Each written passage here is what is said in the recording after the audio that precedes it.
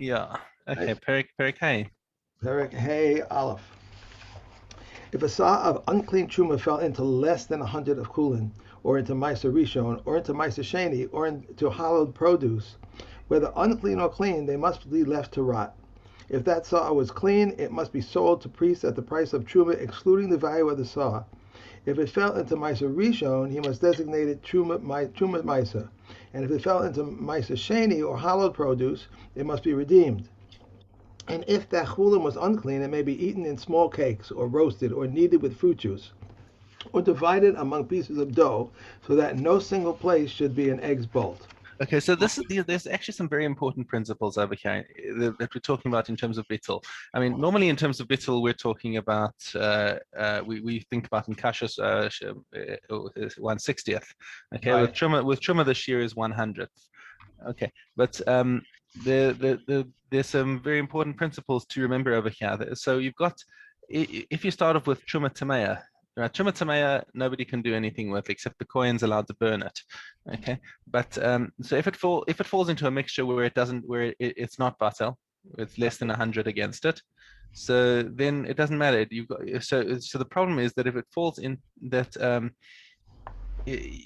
so you've got a problem. You can't just destroy it straight because actually min Torah this is Yirkavu. Well, now let's just see Yirkavu. How much actually? Let me just check the parish on this. It's all Meduma, so it's all the whole lot is like Truma Tamea. Even for a coin can't eat it. So there's nothing you can do to fix it. Um,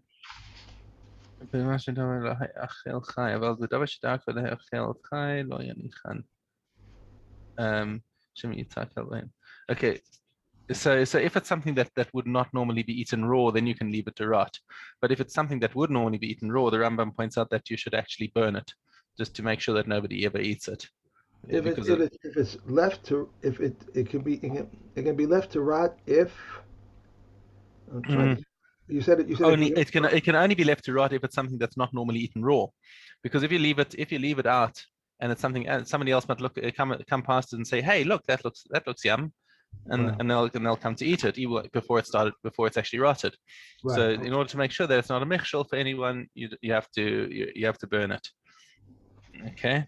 Um, other Mefarshim point out that the fact that it says that it's left to rot and they don't say just burn it, is because there's a chashash that before you burn it, you'll come to takala and you might eat it because people um, are makula in Meduma and aren't so careful about it. Um, but now that's weird because it's a strange parish because to have such a chashash that that somebody might come to eat it before you burn it, and they don't have the same chashash that somebody's going to come to eat it before it rots. It doesn't. It's not clear. Anyway, so now if it's if now then the story continues and changes the truma and says, okay, let's say that this truma now is actually tahor. So now that can be fixed. It's meduma. You can sell it to the coin. The coin's allowed to eat it. You sell it at the demei truma, except for the value of the one sa'ah that actually fell in, because that has to be given to him free. So let's say it's one fell into 50. So okay. you've got 51 sa'ah. So you can say, what's the price of 50 sa'ah of truma, and you can sell it to the coin for that. And the remaining one, it has to be given to him for free. It says if that sa'ah was clean, it must be sold to priest at the Hmm. price of truma. Right. Right. Okay. And what happens if it fell into Maser Sheni or if it fell into Maser Rishon? Okay, so then you still got to designate the Chumas Maser from there, because that also has to be given to the coin, and that's all. But if it fell into Maser Sheni or to Hekdesh, then you have to redeem it before you can give it to the coin, because you're not allowed to eat it in a normal way. Okay. Now, what happens if the chulin was tamei? Okay, but whenever we're going to have a few cases of where coming up in the parak of where there's where one part is tamei and one part is tahor. We're starting with the presumption that the tahor produce is not mukhsher l'tumah. It never got wet, so it doesn't become automatically tameh by contact with the tameh produce. So let's say you've got one part of tahor truma that falls into 50 parts of tameh chulin. Okay, so now this is what we say. Now this you have to break nikudim or kalayos. You have to eat it dry or roasted so that it never comes into contact with water. This is how the kohen has to eat it to make sure it never becomes tameh.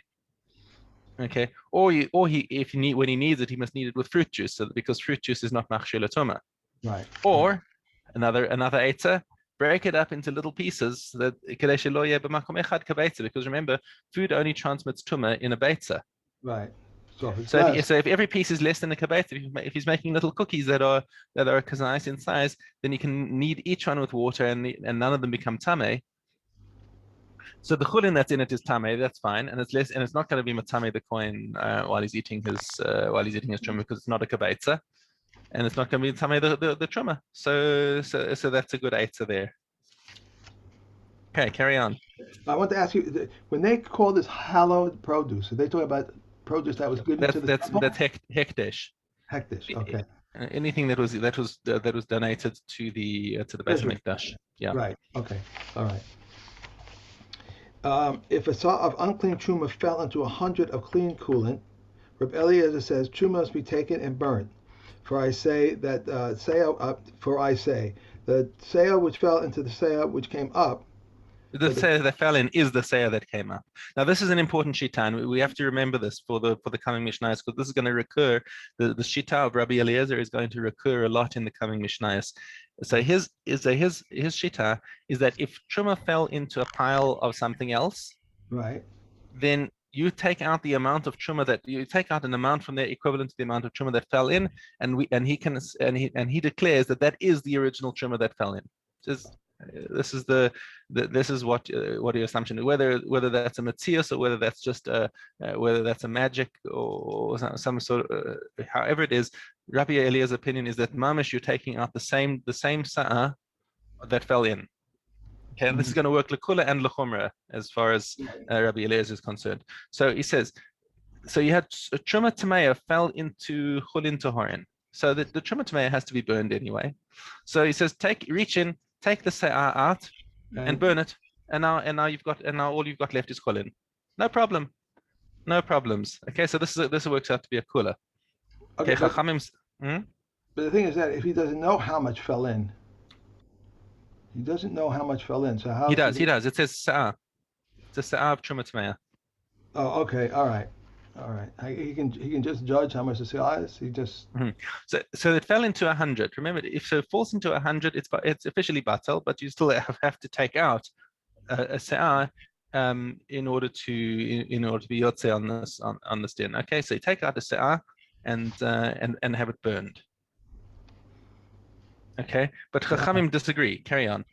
It's nullified and should be eaten in small cakes or roasted or kneaded with fruit juice. No, it's not nullified. Ta'ale, is that batela? Yes, it's batel.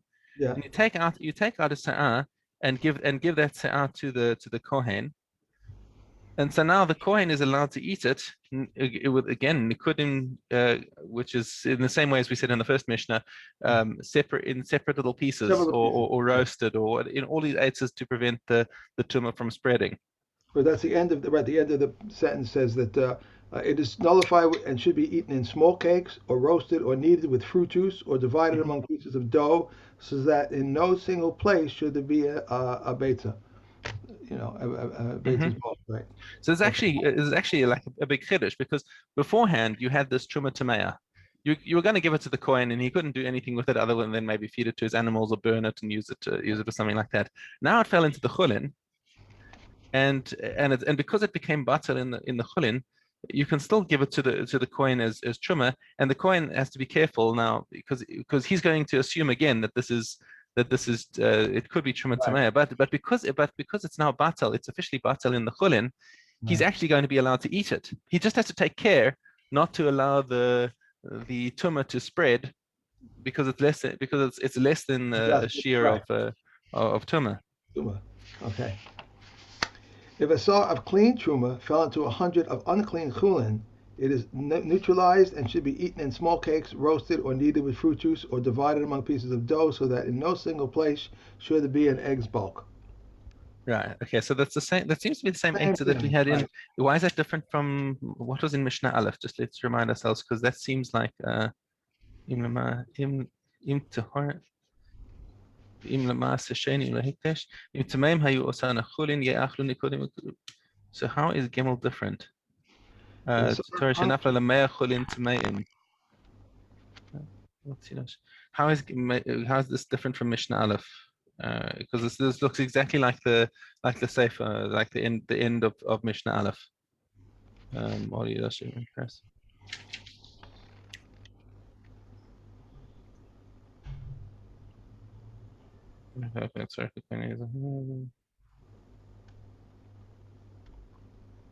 Right. Okay. Because Rabbi Eliezer is not arguing in this particular case, because he's saying that his thing about the sa'ah that comes out is the original one, is only said lechumra. He only says it lechumra. okay. So what I said that's also a kula is actually incorrect. It's only that you have to take it out and you have to still treat it as if it's potentially tame. Okay. Okay. All right. So let me go on with Mishnah Daled. Sa'ah truma tameya. Okay. See what falls in is sa'ah of truma tameya. Shenafla lemeya sa'ah truma tahora. Now, instead of getting mixed up in chulin, it's now getting mixed up in other truma. Mm-hmm. Falls into 100 parts of good kosher tahor truma. Okay.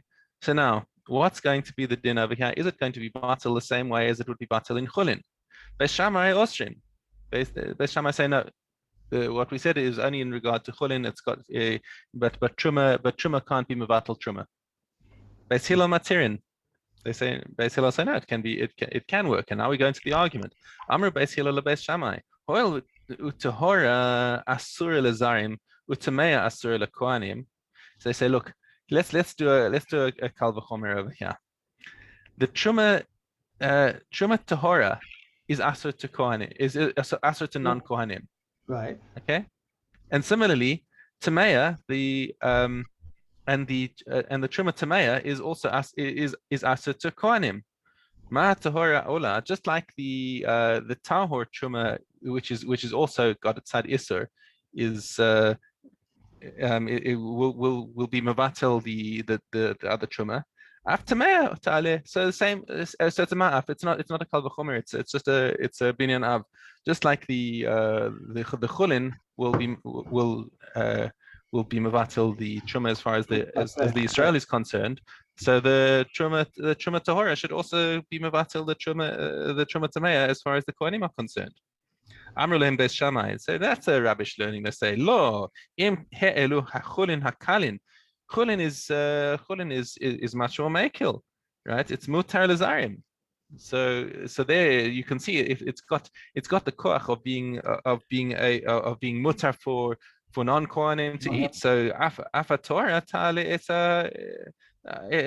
a Torah. So okay, mutarim lezarim.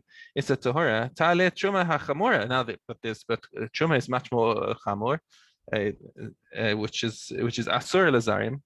It's a tamea. How can you say something that's got a higher degree of isur because it's asur to non-kohanim? How can you say that it's going to be mavatal isur for the kohanim? It's not a good kal v'chomer.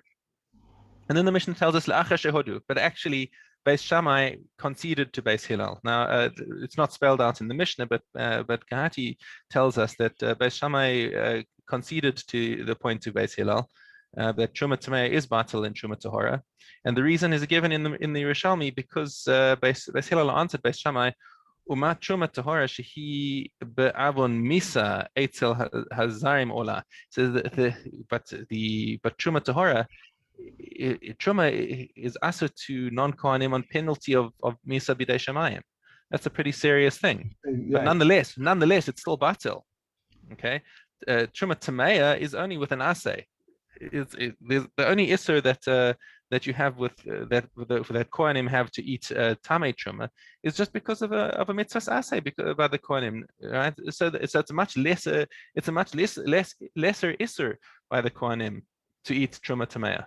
So we see that we allow 100-to-1 bittul even by the chamur. So why shouldn't we allow it by the kal? So now they turned their binyav into a kal v'chomer. At which point, Beis Shammai say, yeah, okay, all right, but nonetheless they've made the concession. But now still, Rabbi Eliezer, by the way, is from Beis Shammai. Okay. Okay. Rabbi Eliezer says, Terom v'tisarev. Okay, so fine. So we have this situation where we've got 101 se'ah, one of which is tamei and 100 of which is tahor. So Rabbi Eliezer says, okay, so take out a se'ah and burn it because remember, Rabbi Eliezer is the one who says that when you take something out, we presume it's the original se'ah that fell in. Truma tamei is what's the penalty for truma tamei? Is it's just a love as far as the Kohanim are concerned. It's a love that then or is it a love? It's a love of amiklal asay.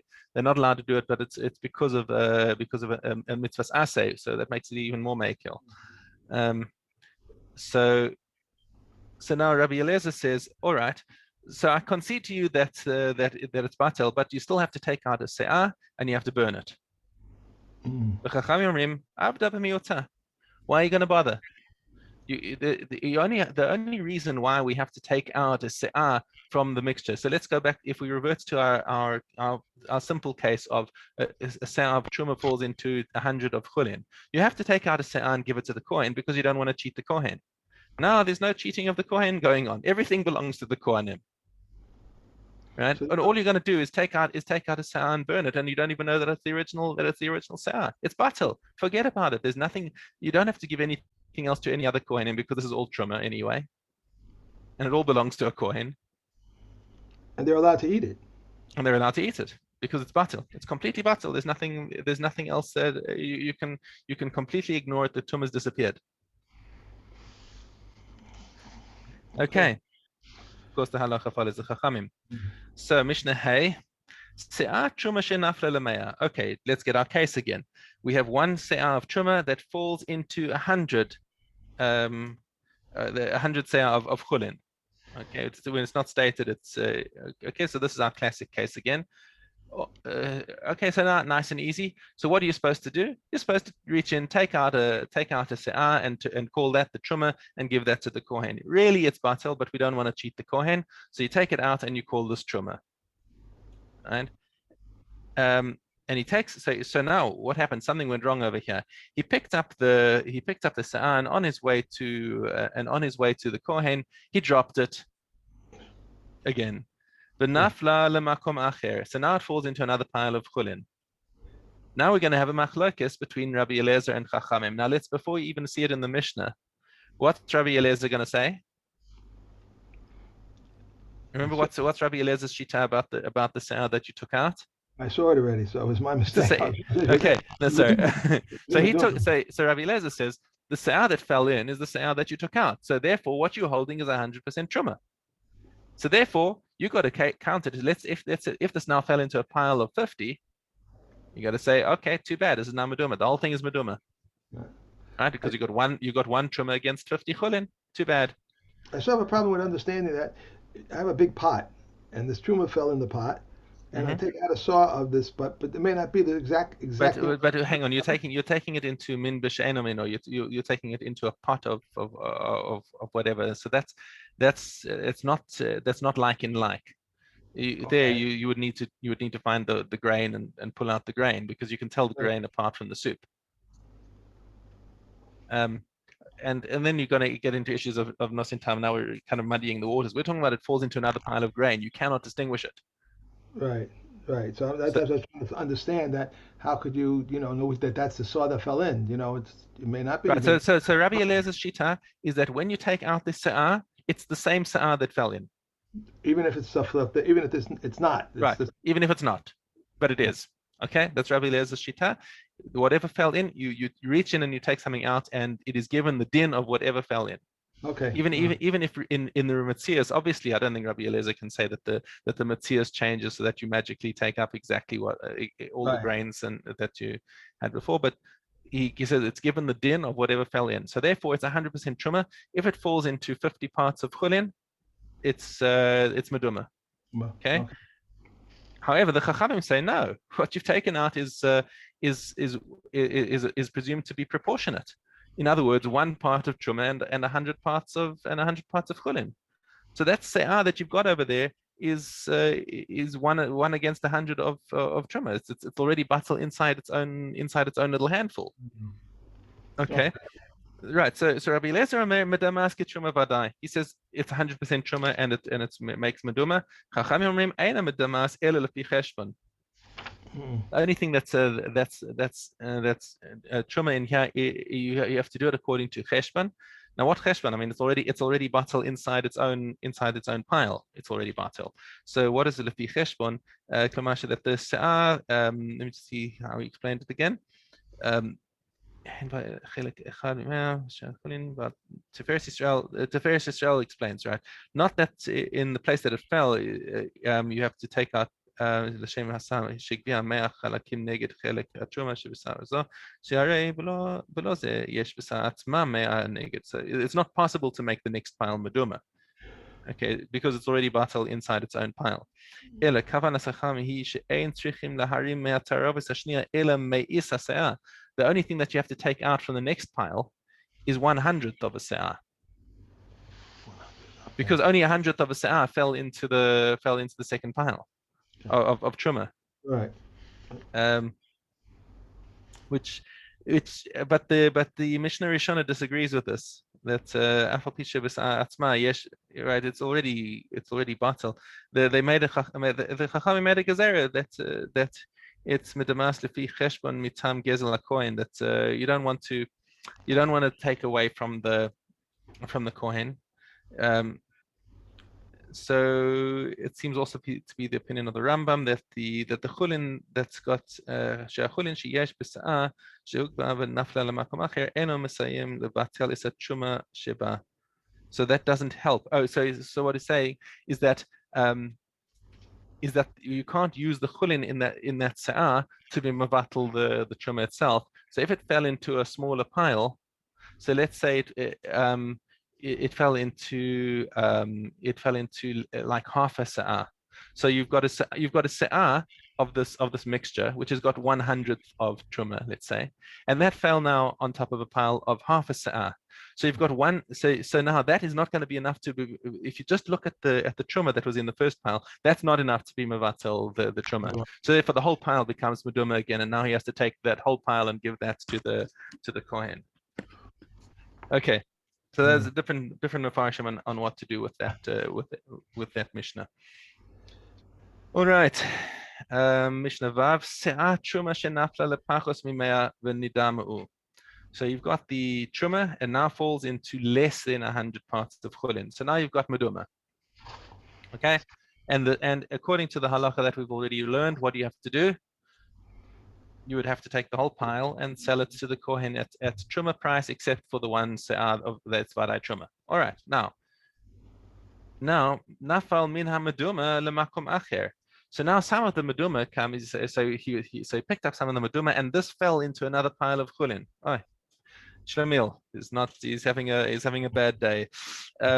So it falls into another pile. Rabbi Eliezer, what's Rabbi Eliezer going to say?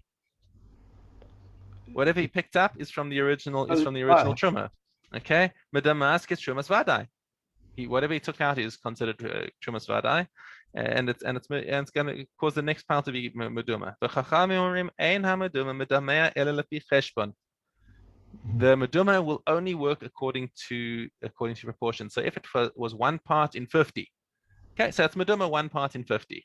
So now if he takes out a se'ah of that, it's only 1/50th truma, and if that falls into another place that's got another se'ah, then the truma shebo is going to be less than 1/100th, and therefore it will be batel. Oh. Okay, so it can only be medamea according to the cheshbon. And while we're at it, say Chachamim, here are some other things that we only do according to cheshbon. Eina mechumatz machmitz ela lefi cheshbon. So let's say you had truma, that truma machmitz, sourdough. Right. Yeah, truma sourdough that fell into chulin dough and made it go and made it ferment. So now the whole thing becomes meduma. But let's say he takes a piece out of that, and that falls into another piece of chulin. So that again, you look at that proportionately. If that piece of sourdough now that's now only sort of 1/100th amount of truma and and the rest is chulin. If that now falls into another pile of chulin, you only have to work on it according to the cheshbon. And if the truma that's in it is not enough to be machmitz the chulin, but the rest of the chulin is, then it's mutar. Okay. Similarly, and similarly, we've learned in mikvaos that if you have when the mikveh is filled initially, it Right. has to be purely naturally flowing water. And if 3 login of maim of drawn water fall into the mikveh before it reaches 40 sa'ah, then the mikveh is pasul. Okay, but if now, let's say you have some water that was maim she'uvin that fell into that got mixed with naturally flowing water in a neighboring mikveh, and then that flowed into the new mikveh, and more than 3 logim went in of that, then you only have to look at the proportion of how much of that was actually maim she'uvin in order to calculate whether the new mikveh is pasul. Right? It only works proportionally. You don't judge the first mikveh just because the first mikveh is pasul. You don't judge it. You don't judge it as 100% pasul. You can still say, okay, so it's got 50% mayim she'uvin, 50% natural flowing water, and therefore, if it's less than 6 login that flowed into there, then your second mikveh is okay. Okay. Not so So easy. not so easy, but they're saying the proportion. So when you have mixtures of isser that come on a second degree, we don't have to treat the whole thing as asser. We can work it according to proportions. Okay. Okay. All right. Gimel base. Okay. Sorry. If one of them fell into chulin, it does not render it duma. Gimel base, right? If Yep. the second one fell into another place, it does not render it beduma. If both fell into the same place, they render it meduma according to the smaller of the two. If partners separated truma one after the other, Rabbi Akiva says the truma of both of them is truma, but the Chachamim say the truma of the first is truma. And Rabbi Yossi says if the first gave the prescribed amount, the truma of the second is not truma. But if the first did not give the prescribed amount, the truma of the second is truma. When does this apply? If he did not speak, but if he gave permission to a member of his family or to his bondman or bondwoman to separate truma, his truma is truma. If he annulled it before he separated the truma, his truma is not truma. But if he annulled it after he had separated the truma, his truma is a truma, and laborers have no authority to separate truma except the treaders, since they rendered the wine press unclean immediately. Okay. I just lost this over here. I gotta go. I'm sorry, I have to go back and find where I am or I'll be lost. Okay. So Shvius, we're in base test. Seedless onions and Egyptian beans from which water had been withheld for 30 days before Rosh Hashanah are tithed according to the past year and are permitted in the 7th year. But if not, they are forbidden in the 7th year and are tithed in accordance with the next year. Also, those in a rain-watered field from which water had been withheld for 2 spells, so says Reb Meah, but the Chachamim say 3. Gourds that are kept for seed, if they hardened before Rosh Hashanah and became unfit for human food, they may be kept in the 7th year. But if not, it is forbidden to keep them in the 7th year. The Terumos are forbidden in the 7th year, and one Tomorrow, may water. Tomorrow are forbidden in the 7th year, and one may water white soil. So says Reb Shimon. Reb Eliezer ben Yaakov forbids, but one may soak the rice in the 7th year. Reb Shimon says, but one may not trim. Okay. And From when on when manure be taken out of the dung heaps. When those who have worked ceased work, so said for his mayor. Rabbi Yehuda says when the sweetening has dried up. Rabbi Yossi says when it forms knots. All Okay. right. Brachas.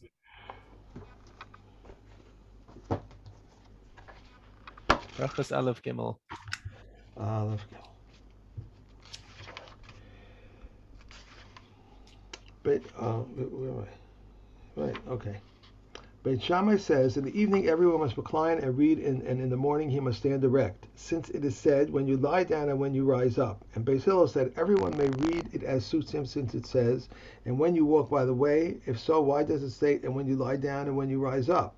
The time when people lie down and the time when people are up. Reb Tarfon said, I was once on the road, and I reclined to read in conformity with Beit Shammai, and I endangered my life because of robbers.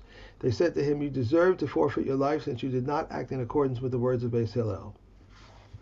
In the morning one recites two blessings, before it and one after it, and in the evening two before it and two after it, one long and one short. Wherever they lie down, a long formula. One is not permitted to shorten, or a short formula one is not forbidden to lengthen. To recite an end formula one is forbidden not to recite the end formula. Where not to recite an end formula one is not permitted to recite an end formula.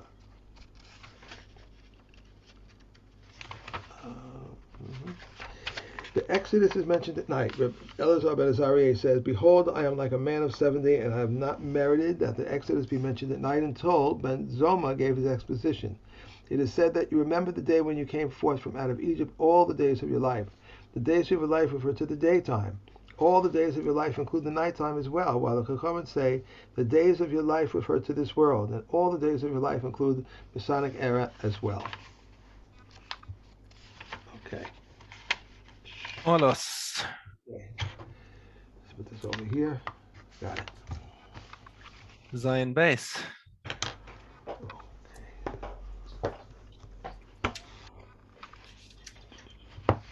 As all the sloping sections of a tent are considered part of the tent. In the case of a tent whose wall slopes downward and at its upper end it is only as wide as a finger, if there is a tumah inside the tent, utensils under the slope became tameh. If there is tumah under the slope, utensils inside the tent become tameh. If a tombstone is on top of an included, No. sorry, I did again. Okay. If there is a tumah inside a tent, someone who touches the inside of the tent becomes tameh for 7 days, whereas someone who touches the outside of the tent becomes tameh only until evening. If there is a tumor on the outside of the tent, someone who touches the outside of the tent becomes tameh for 7 days, whereas someone who touches the inside of the tent becomes tameh only until evening. If there is a half olive-sized piece on the inside and a half on the outside, someone who touches either side becomes tameh only until evening. If part of the tent is flat on the ground, whether the tumah is beneath the tent or above it, the tumah penetrates upward and downward. If a tent is pitched in the upper story with excess cloth lying flat over the opening between the house and the upper story, Yoshi says it curtails tumah. Reb Shimon says it does not curtail tumah unless it is stretched out the way a tent usually is. If there is a corpse in a house with numerous entrances, all utensils in the entrances become tameh. If one door is open and it is tameh, the others are tahor. If it was decided to remove the corpse through one of the doors or through the window 4 hammerhead square, tumah is currently from all the other entrances. Beit Shammai says it must be decided before the person dies. Beis Hillel says it can be decided even after the person dies. If an entrance is sealed and he decided to open it, Beit Shammai says when he opens 4 handbreadths, it will curtail tumah from the other entrances. But Beis Hillel says as soon as he begins to open it. They both agree that a doorway created for the first time must be opened 4 handbreadths. Okay. So for our handbreadths, one more. We got to do. Right. Yeah. A woman who was having a difficult labor, and she was moved from one house to the other. The first house is tameh because of doubt, and the second house is certainly tameh. Rabbi Yehuda says, when does this apply? In a situation in which she walked with assistance. But if she was able to walk without assistance, the first room is tahor, because once the womb is open, it is impossible to walk. A stillborn child does not open the womb unless his head is round like the size of a whorl. Okay.